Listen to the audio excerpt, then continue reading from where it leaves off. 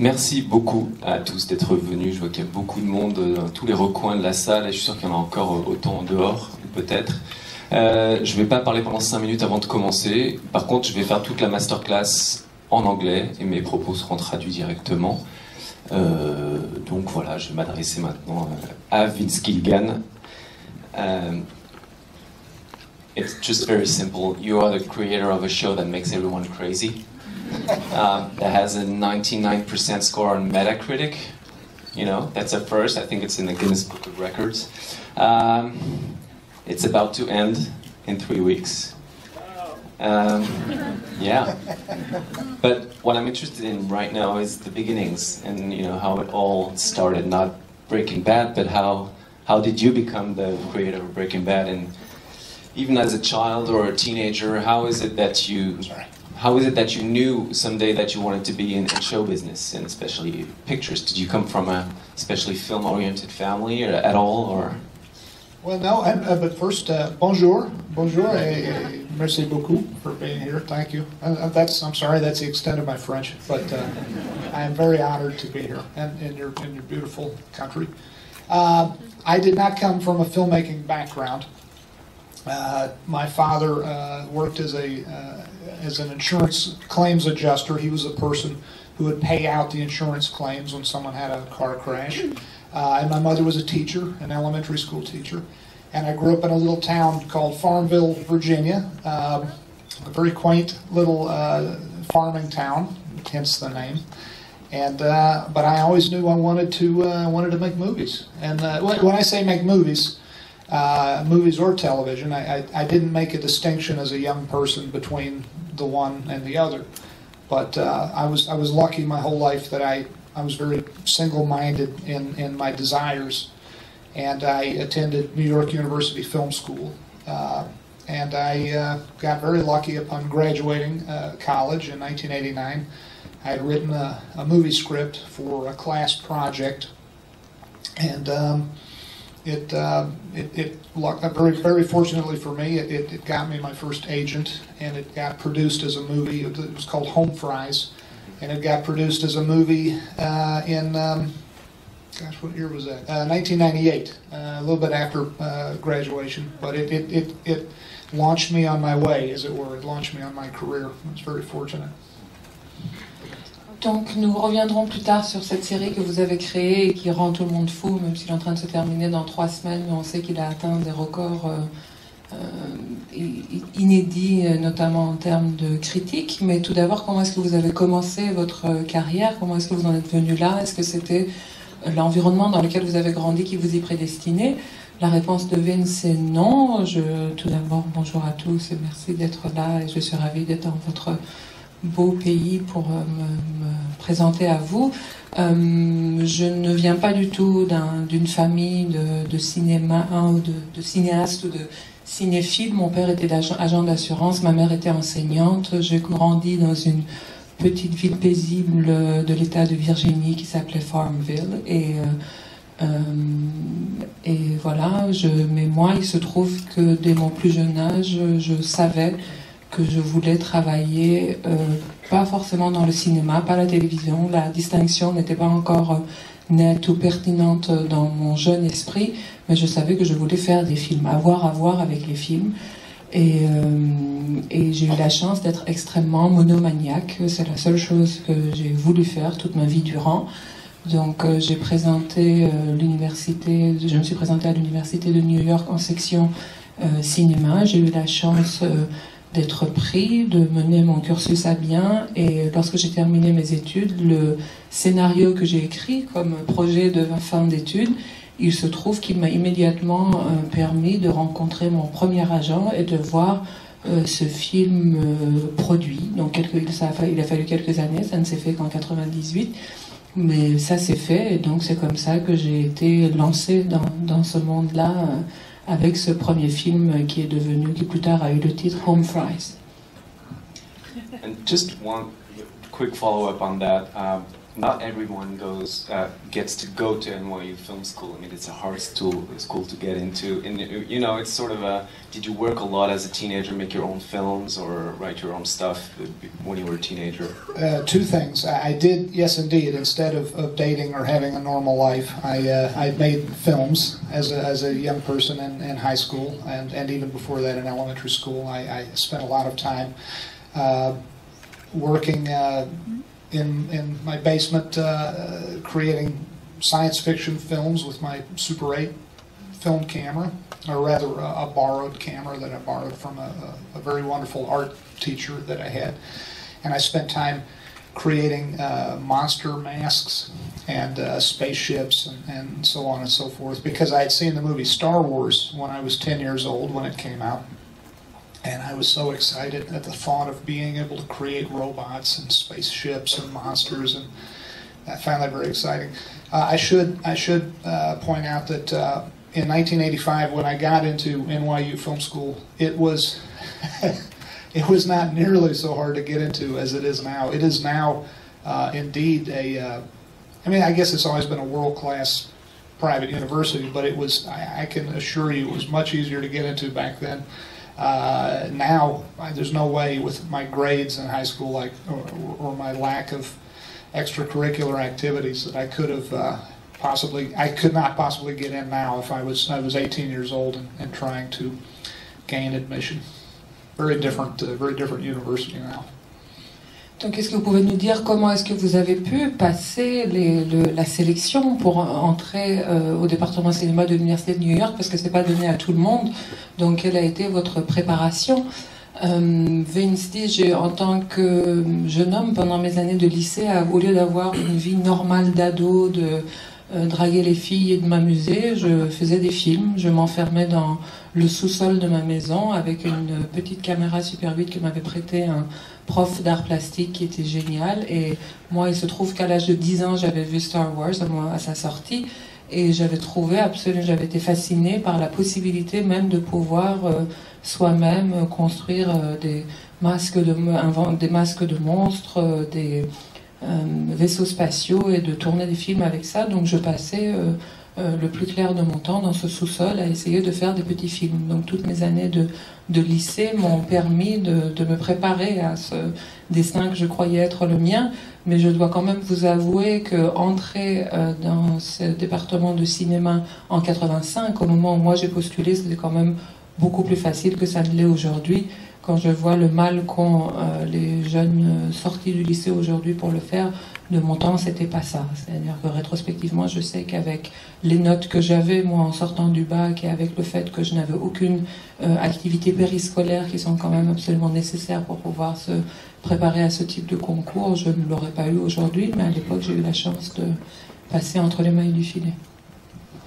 And once you came out of school and wanted to get into the business, as you said, you had written a script. I think there's another script also that caught the attention of someone who's very important in your career and your life, which is Chris Carter, the creator of the X-Files. Can you tell me a little bit about how you got his attention, or was it total random, or did you spot that show that you wanted to, get that guy to work with you? Indeed. In 1993, in the United States, I think in September, was it September or October, Frank? September. Frank Spotnitz, by the way, who I worked with on the X-Files, is here. And in September of 1993, I only had 4 television stations at my disposal on my TV set at home, and one Friday night, I turned on the TV and saw a new show called The X-Files. And I was an instant fan of this series. I thought it was wonderful. And I was making my living as a screenwriter, as a writer of cinema at that point, but not making it particularly well, because I was not getting a lot of movies made. The movie jobs were somewhat few and far between. And I happened to mention to my agent at the time that when we were talking movie business at one point, I said, you really need to see this new TV show, The X-Files. And she said, well, as luck would have it, I am related by marriage to the man who created it, Chris Carter. I am the cousin of his wife. And if you would like to meet him at some point as a fan, when you were out, at the time I was living still in the state of Virginia, she said if you happen, next time you happen to be in Los Angeles, if you would like to meet him, I would be happy to arrange that. And I said, indeed I would, that would be wonderful. And that is how I came to meet him. I just wanted to meet him as a fan and shake his hand and tell him what a wonderful show he had. And luckily for me, at that moment in time, they were, Frank was working there as well, and Frank and Chris were embarked upon the second season of the series, and they had a 26 episode order for that 1 year, and they desperately needed an extra script or two to help fill out the season. And they were willing to look at anyone who might come through the door to help. And luckily as well for me, Chris Carter had read a script of mine called Wilder Napalm, and he liked the writing, and he offered me the opportunity to write a freelance episode, at which time I was not a member of the staff, but I get to write sort of a freelance. And from that point on, I was involved with the X-Files and eventually wound up joining the staff, and it changed my life. Alors, pouvez-vous nous raconter comment vous avez réussi à capter l'attention de Chris Carter et comment est-ce que vous avez rejoint l'équipe de X-Files? En fait, c'était en septembre 93. À l'époque, je gagnais ma vie péniblement comme scénariste pour le cinéma, et finalement, j'avais du mal à vraiment vendre mes scénarios. Et un soir de septembre 93, je n'avais que 4 chaînes sur ma petite télé. Je l'ai allumé sur une de ces chaînes et j'ai vu un épisode d'X-Files et j'ai trouvé ça absolument génial. J'en ai tout de suite parlé à mon agent en disant mais il faudrait que tu jettes un coup d'œil à ça, c'est pas mal du tout. Elle m'a dit il se trouve que je suis la cousine de la femme de celui qui a créé cette série, donc si un jour tu as envie de demander un autographe ou de lui dire bonjour quand tu passes à Los Angeles, parce qu'à l'époque bien sûr je vivais encore en Virginie, je pourrais arranger un rendez-vous entre vous. Et j'ai dit oui bien sûr, ce serait un rêve de lui serrer la main. Et donc la fois suivante où je suis allée à Los Angeles, j'ai demandé à le voir simplement pour ça, pour aller lui dire j'aime beaucoup ce que vous faites. Et je l'ai fait, j'y suis allée, et par chance, encore par une coïncidence extraordinaire, il avait en fait eu entre les mains un premier scénario que j'avais écrit avant celui qui s'est tourné, qui s'appelait Wilder Napalm, et il avait beaucoup aimé ce scénario-là, et il devait être complètement désespéré avec mon ami ici présent qui lui était déjà membre de l'équipe de X-Files. Ils avaient pour la deuxième saison qu'ils étaient en train de créer, ils avaient 26 épisodes qui devaient encore être écrits, donc ils étaient tellement en demande d'un nouvel auteur qu'ils ont pris le premier venu. Par chance, le premier venu, ça a été moi. Et donc à l'époque, je ne pouvais pas encore être complètement insérée dans l'équipe d'auteurs de la série, mais il m'a donné la possibilité d'avoir un épisode en freelance, un épisode que je pouvais écrire de façon autonome, et je l'ai fait, et c'est comme ça que je suis devenue un membre à part entière de l'équipe. Before we see a first clip, actually a clip of what you did on the X-Files, I'd like to know if it's true what Chris Carter said recently, that the first episode you wrote was like 5 times over budget. If they had to rewrite it, because it was a little, you thought too big, I think. That is absolutely true. I knew so little. I'm embarrassed to admit this, but I will admit it to you today. I was so naive about television production at the time that when on the X-Files, at the bottom of the X-Files screen, it would say Salt Lake City, Utah, or it would say Richmond, Virginia, or it would say Washington, D.C. I was so naive to tell you where the location of that particular scene was. I was so naive, I actually thought that they went to those places. And I was not thinking in terms of budget limitations, as typically exist in a television production situation. And indeed, the first episode I wrote, I think at the time that the budget for the X-Files might have been around $3 $3.5–4 million per episode. That first draft that I wrote probably would have cost $40 to $45 million.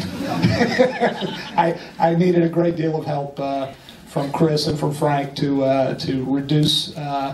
reduce the scope, the financial scope, and yet nonetheless keep it exciting. And I learned, as I said on the previous panel, I learned everything I know about television production from working on the X-Files for 7 years. It was an absolutely priceless job. Oui, Chris n'a pas menti en disant que j'ai failli exploser le budget avec le premier épisode que j'ai écrit parce que j'étais complètement à côté de la plaque. Je n'avais aucune idée des règles et de l'échelle d'une production télévisuelle pour vous dire à quel point je n'y comprenais rien. J'étais persuadée que quand dans une scène il y avait un petit encart qui disait ça se passe dans tel état, dans le Utah ou l'État de New York, etc. J'étais persuadée que l'équipe se déplaçait vraiment sur place et filmait chaque scène dans les décors qui nous étaient présentés. Donc je n'en savais rien et j'écrivais allègrement sans me soucier de la réalité du terrain de la production. Et en effet, je suppose que si le budget de chaque épisode à l'époque était entre 3 ou 4 millions de dollars, si on avait voulu produire dans les conditions de mon écriture, il aurait fallu au moins un budget de 10 fois supérieur. Donc j'ai tout appris. Je ne savais rien en arrivant de la production télé et j'ai tout appris pendant les 7 années qui m'ont été données sur X-Files et ça a été pour moi un cadeau inestimable que de pouvoir apprendre mon métier sur le terrain. Now I'd like to see a clip from season 3, an episode called Pusher, about a guy who actually makes other people do horrible things without their consent, gets into their head.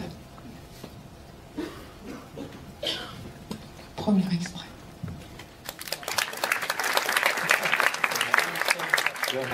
Yeah, Mercy. There's a funny story about that. Is if you notice when Mulder finally does put the gun to his head, the camera is, if you're the camera, it's sort of this way, and he barely puts it to his head.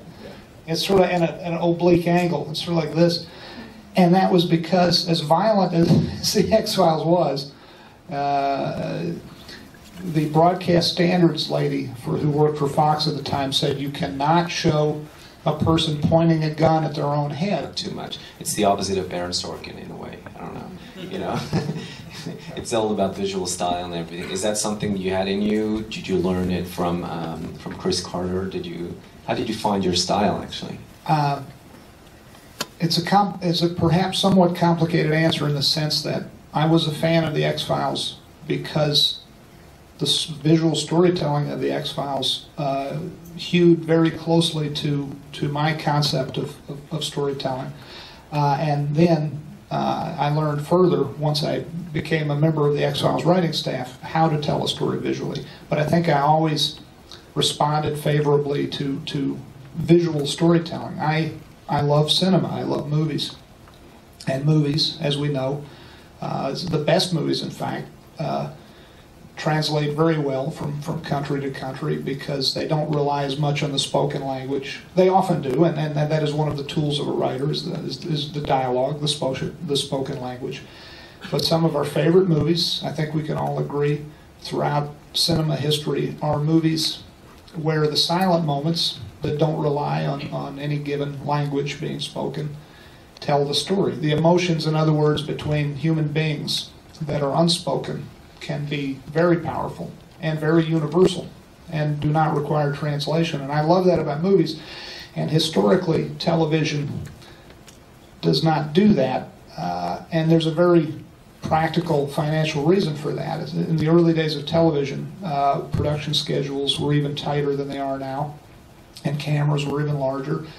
And television from its origins was a bit more like a staged proscenium play. But as television progressed and as the tools of production got smaller and as television budgets, particularly led by the X-Files, increased and as the schedules lengthened, elongated, it became possible to adopt these more cinematic ways of composition and shooting and editing. And really, in my estimation, certainly in American television, the X-Files paved the way for that more cinematic, more movie-like storytelling that we benefit greatly from on Breaking Bad. C'est assez difficile de vous répondre, ce style que vous reconnaissez déjà dans ce petit extrait qu'on a vu, qui est un style visuel où il y a une certaine tension qui se dégage de ce qui se passe entre les personnages au-delà des mots, avec peu de dialogue. J'aurais du mal à vous dire si c'était moi qui aimais ça dès le départ ou si je l'ai appris, parce que c'est un peu des deux. En fait, je crois précisément que quand j'ai vu en tant que spectateur X-Files, la raison pour laquelle ça m'a touché, c'est parce qu'il y avait quelque chose d'extrêmement visuel dans le traitement de l'intrigue. Mais c'est aussi quelque chose que j'ai appris, évidemment, une fois que j'ai intégré l'équipe scénaristique de la série et que j'ai développé vraiment au fur et à mesure que les saisons ont avancé, on a travaillé ce style extrêmement visuel. C'est quelque chose où il y avait une sorte de dichotomie à l'origine entre le cinéma et la télévision. Moi, je suis un grand cinéphile, j'aime beaucoup le cinéma et je crois que vous vous accorderez tous avec moi pour dire que beaucoup de grands films de l'histoire du cinéma sont des films qui circulent très bien à travers les cultures parce qu'ils se passent de mots, parce qu'il y a quelque chose de l'ordre du langage du cinéma, de l'émotion qui se joue entre les personnages, qui se passe de la force verbale d'un film que je ne néglige pas, évidemment, en tant que scénariste. Les dialogues aussi sont un outil extrêmement puissant. On travaille beaucoup les dialogues, mais il y a aussi beaucoup de choses qui se passent au-delà des mots, qui ne sont pas verbales et qui donc deviennent universelles et permettent au film de voyager très bien au-delà des questions de traduction. Eh bien, la télévision avait tendance à ne pas avoir recours à cette force-là qui était propre au cinéma, au départ pour des raisons de production, parce que quand les séries ont commencé, les délais de fabrication étaient encore plus courts qu'ils ne le sont aujourd'hui, les caméras étaient très volumineuses et donc le concept de série télévisée s'approchait beaucoup de théâtre filmé. Il s'agissait de filmer deux personnes dans une pièce en train de parler, et au fur et à mesure que les plans de travail ont pu devenir un peu plus longs, qu'on ait plus de visibilité avant de pouvoir écrire une pièce, que les budgets ont augmenté, et ça a été beaucoup grâce à X-Files que cette nouvelle veine a été lancée dans la production télévisuelle, et puis que les instruments sont devenus plus légers et plus maniables, la télévision a pu sortir des plateaux et s'inspirer bien davantage d'un style cinématographique. Et je pense vraiment que X-Files a été précurseur à ce titre-là. C'est lui qui a permis de ce tournant pour la télévision de devenir, y compris dans son genre et dans son style, beaucoup plus visuel, beaucoup plus proche du cinéma, et c'est ce qui permet aujourd'hui la réalisation d'une série telle que Breaking Bad. I'd like to know just one last thing about your experience on the X-Files. If you had to sum up one thing that you learned from Chris Carter, a sentence that he told you or something that stuck with you. So many, it's hard to pin it down to one. Well, for instance, if you look at if you look closely at the structure of Breaking Bad, it is what we call the teaser. It is that first 3 to 5 minute long sequence that teases the audience into wanting to watch more, and immediately after that ends, there is the title, Breaking Bad, and then there are 4 acts of story, each divided by a television commercial. And that is exactly the same format that the X-Files operated within, the same structure. So I learned that. Oh gosh, so many things. But one, to boil it all down into one bit of philosophy that I learned from Chris. Chris always said to us, what is the visual element of an episode? And I think I always carry that with me. What is the visual? And Frank was an excellent shepherd of that philosophy as well. And when Frank would run the writer's room and we would all work together to come up with an X-File episode, one of the first questions we always asked ourselves based on that philosophy was, what is there to look at about this particular supernatural element of the week? What is the strong visual, hence cinematic element that we can hang our hats on, so to speak, that we can hook the audience with? And that has stuck with me over the years. And indeed, when the writers and I worked on Breaking Bad, we would often say to ourselves, when we knew what we wanted to do next in any particular scene, we said to ourselves, okay, what happens in this next scene? The first thing we would say to ourselves is, what is the first image at the beginning of this scene that the audience sees? What do we open with? And that is very often the domain of the director to make those decisions. And it's not that I'm a control freak. Well, I am a control freak, but it is not. It is not to take away from the domain of the director, but it is to. It seems to me, at least, it's to aid the director in understanding visually what's important in the story. And so we would spend, the writers and I would spend a great amount of time saying to ourselves just that. What is the first thing we see? Because in our estimation, that helped us as writers, as storytellers, understand the story, in fact, that we were telling. Si je devais vous dire quelle est vraiment l'influence la plus marquante que ces années avec Chris Carter ont laissé sur moi et comment je pourrais en retenir la substantifique moelle, ça serait assez difficile. Je peux vous dire que ne serait-ce que la structure typique de tous les épisodes de Breaking Bad, c'est quelque chose que j'ai vraiment pompé sur X-Files. C'est la même structure, c'est-à-dire il y a d'abord l'accroche, le teaser qui est ce qui attise l'attention du spectateur, qui l'accroche, puis il y a le générique et après il y a ce découpage en 4 actes entrecoupés d'images publicitaires. Ça, c'était la structure typique de X-Files et nous l'avons reprise telle quelle pour Breaking Bad. Mais après, si je voulais retenir une idée forte, une devise que m'aurait transmise Chris et aussi Frank, qui portait très bien sa parole dans la pièce où nous réunissions, l'équipe de scénaristes, c'était cette idée de quel est visuellement, toutes ces idées que vous êtes en train de brasser, tout ce que vous voulez mettre dans chaque épisode, quelle est l'image qu'il incarne le plus visuellement, quelle est notre accroche, avec quoi est-ce qu'on peut retenir l'attention du spectateur et vraiment l'alpaguer, quelle sera l'image qui le fera. Et ça, c'est quelque chose qui nous est resté à chaque fois qu'on est en train d'écrire les épisodes de Breaking Bad. On se demande bon, quel est le prochain, qu'est-ce qu'on fait maintenant que celui-là est fini. Et à chaque fois, ce qui nous revient, ce que moi j'essaye de ne pas perdre, c'est cette idée de quelle est la première image visuellement, non pas en termes d'idées, de mots, mais visuellement, quel est le premier plan finalement de l'épisode. Alors je sais que ça, normalement, c'est du domaine du réalisateur, et c'est pas forcément que je veux marcher sur les plates-bandes de réalisateurs, même si je suis du genre à bien aimer tout contrôler, mais je crois aussi que c'est l'aide qu'on peut apporter à l'équipe de réalisation en tant qu'auteur et en tant que scénariste, que ne pas lui donner seulement du texte, mais de lui donner aussi des indices d'ordre visuel. So you were an executive producer on the X-Files. You wrote a lot of episodes, I don't know, 15 or 20, I think. But you stayed until the end of the show. And it ended, I think, in 1999 or something like that. Or 2000, did I say that? Okay, yeah. Sorry. But a lot of time, it was like until 2007 or maybe that you sold Breaking Bad. Can you tell me what you did between, did you write the pilot really early in that?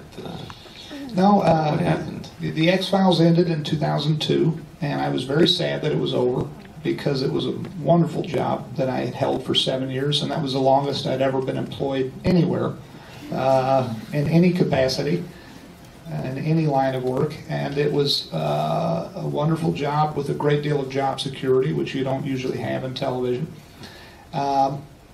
And when it ended, I was a bit in the wilderness because I thought I wanted to get into movies. Not because I think, I never in my life have thought movies were better than television. I just thought it'd be fun to try movies after having done 7 years of television. And I found out very quickly in the American movie business at that time, and unfortunately still to this day, there were not a lot of movies getting produced that I was particularly interested in, either as a viewer or as a creator. It was very hard to get good movies made. So I got fired off of a rewriting job for a horror movie. That was my first my first job after the X-Files, some horrible horror movie that was a remake of a pretty scary Japanese horror movie that I got fired off of for writing too slowly. And what happened after that? Luckily, Frank Spotnitz, in the interim after the X-Files, first began working with the wonderful director Michael Mann, created a television series called Robbery Homicide Division, and I got to write one episode of that. And then Frank created a show called The Night Stalker, which was a reimagining of the television series from the early 1970s, Kolchak, The Night Stalker. And I wrote an episode of that.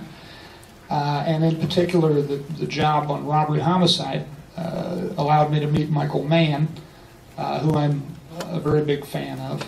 And he liked my writing enough that he offered me the possibility to rewrite a movie that he was producing that became the movie Hancock, that starred Will Smith. And that was a learning experience because I was on that job for 4 years. As long as I was in high school, I was on that job rewriting someone else's script. I did not originate the script, but I rewrote it probably 25 to 30 times. And it was very much like being waterboarded, or having just water dripping on my forehead, for 4 years straight. Water torture. Because the people I worked with were very nice, but at a certain point, you can only do so much to a script. And at a certain point, after you've rewritten it 18 to 20 times, you start to think either it's never going to be good enough or you need a new writer. But they kept me on. And so there was a bit of time in the wilderness, you might say, until there was a couple of ill-fated pilots that I created or co-created that unfortunately never got made, never came to fruition. And then finally, very, very luckily for me, because I was about to throw in the towel, or at least it feels that way in hindsight, luckily for me at that point, Breaking Bad came along. Entre X-Files et Breaking Bad, effectivement, X-Files s'est terminé en 2002 et ça a été pour moi un deuil assez difficile à faire parce que j'y avais travaillé pendant 7 ans, ce qui était pour moi un record professionnel inédit dans quels que soient les métiers que j'ai exercés. Ça ne m'était jamais arrivé de rester 7 ans au même poste et j'y apprenais énormément et puis il y avait une sécurité de l'emploi qui est extrêmement rare dans notre profession. Donc ça a été pour moi un peu dur de me remettre de cette fin. Et après, je dois dire que j'ai eu un peu une période d'errance, puisque je me suis dit que j'allais me diriger vers le cinéma, non pas que j'estimais que c'était une promotion que de faire du cinéma après la télévision, j'estimais tout simplement que j'avais envie de changer, que ça serait bien d'essayer de travailler pour le cinéma, mais là, il se trouve qu'à cette époque, et malheureusement c'est encore vrai aujourd'hui, rares étaient les films qui me faisaient vraiment envie, que ce soit en tant que spectateur ou en tant que créateur. Il n'y avait pas grand-chose que je trouvais vraiment affriolant. Et donc,